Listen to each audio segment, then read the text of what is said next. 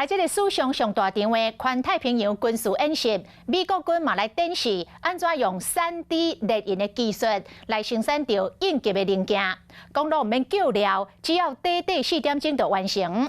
啊，不管是铜的、白铁的，或者是阿鲁米的，美国军拢会当透过 3D 金属的列印机甲印出来，列印到加工一条龙。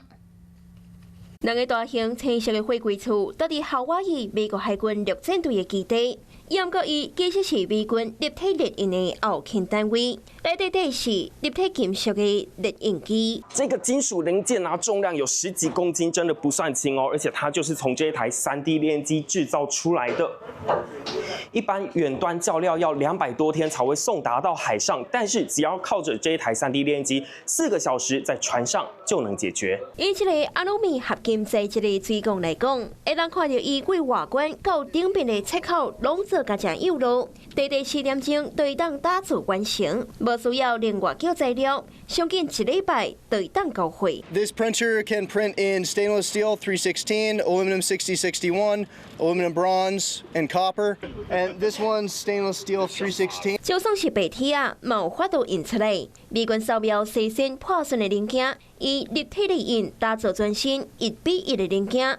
印出来了后，也会放入烘炉，透过高温将零件塑形，再到当场做后续的加工。There's also a CNC machine, which allows us to mill and finish the surfaces of parts that have been printed. 为无共材质到类型，立体列印后勤单位拢正熟手。 环太军演的期间，规台设备将会放搬去哩美军圣安东尼奥级两栖运输舰。We'd be able to have a helicopter or some other method of transport too. 无论是伫陆地生产，也是伫船顶家己修理，拢会当减少修理的时间。立体金属列印也代表美军后勤高科技的战略。